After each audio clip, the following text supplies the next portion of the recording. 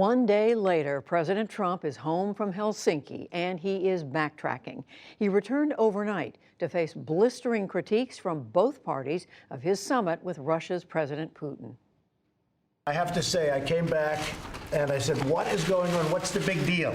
The president was in damage control mode this afternoon after the storm over his statements in Helsinki. Yesterday, he appeared to take Vladimir Putin's word for it that Moscow did not interfere in the 2016 U.S. presidential election. He just said it's not Russia. I will say this, I don't see any reason why it would be. Today, reading from a prepared statement, he said the opposite. It should have been obvious. I thought it would be obvious, but I would like to clarify just in case it wasn't. In a key sentence in my remarks, I said the word would instead of wouldn't. The sentence should have been, I don't see any reason why I wouldn't, or why it wouldn't be Russia. Sort of a double negative. In Helsinki, Mr. Trump had also dismissed U.S. intelligence findings of Russian involvement in the election. Today, he insisted he has great confidence in the intelligence community. Let me be totally clear in saying that, and I've said this many times, I accept our intelligence community's conclusion that Russia's meddling in the 2016 election took place. Could be other people also. Earlier in tweets, Mr. Trump blamed the news media for the bipartisan shellacking he's taken. He also blamed special counsel Robert Mueller's investigation for hurting U.S.-Russian relations. Before leaving Helsinki, he returned to the theme. They drove a phony wedge, just a phony witch hunt, rigged deal. Just last Friday, Mueller indicted 12 Russian officials for election cyber attacks. Putin, in his own interview, declined to accept a copy of the indictments, and he appeared to defend the hacking of Democratic Party emails. So are you saying it's okay because it was their real emails, so it's okay to hack and spread this information out and interfere with the election? Послушайте меня. Well, listen to me, please. The information that I am aware of, there's nothing false about it. Every single grain of it is true, and the Democratic leadership admitted it. Today, Moscow announced it's ready to implement new agreements on boosting collaboration with the U.S. military in Syria and on extending a nuclear arms pact. And Russian reports voiced sympathy for Mr. Trump. But in the hours before the president spoke today, the criticism continued from the likes of House Speaker Paul Ryan. Vladimir Putin does not share our interests. Vladimir Putin does not share our values.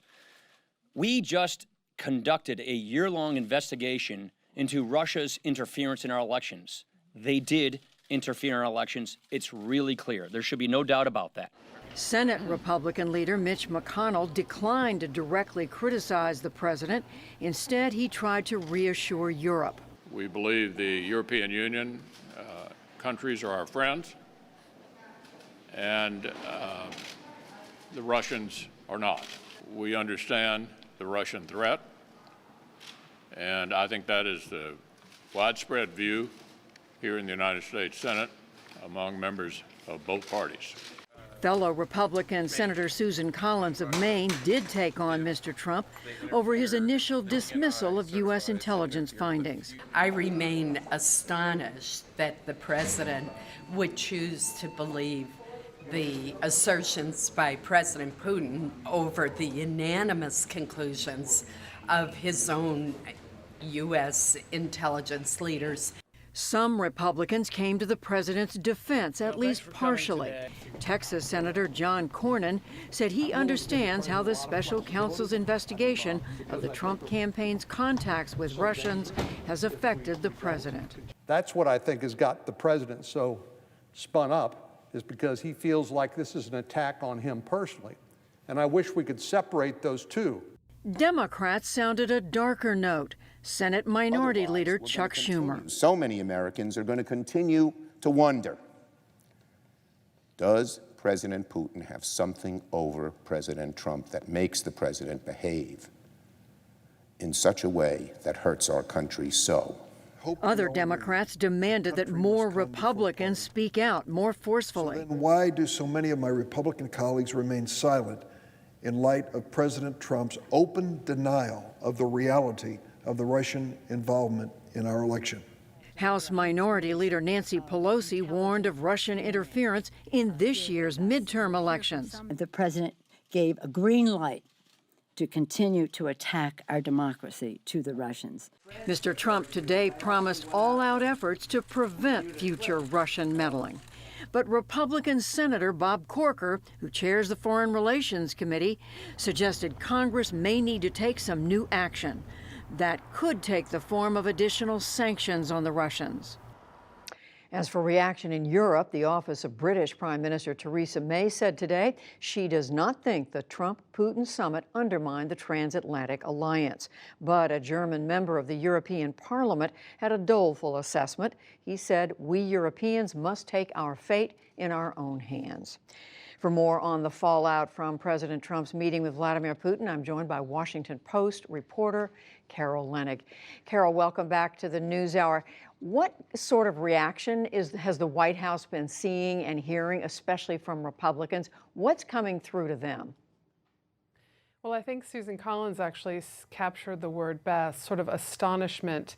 Quiet astonishment, red-faced astonishment, and in the case of Mitch McConnell, sort of swallowing your tongue astonishment, where people are not coming out and complaining directly about the president, but some are very concerned about what has transpired here, because the golden standard for U.S. foreign policy has always been that we would keep our partisan differences, we would keep our concerns about our internal political affairs on these shores. We would not attack one another on foreign soil. And here the president has done just that with a longtime foreign adversary at his side, who he sided with. But I would add also, Judy, that it's not just Republicans who are being asked for their opinion or openly questioning, as Paul Ryan did, the president's handling of this matter. Inside the White House, there is great consternation about it. We have been hearing about it for the last 24 hours because this didn't go exactly according to the staff's hopes and wishes. In fact, you and your colleagues wrote in the Post today that they had prepared a lot of briefing material for the president, but what you wrote was he ignored most of it. Yes, this was supposed to be short and not sweet, but short and tough.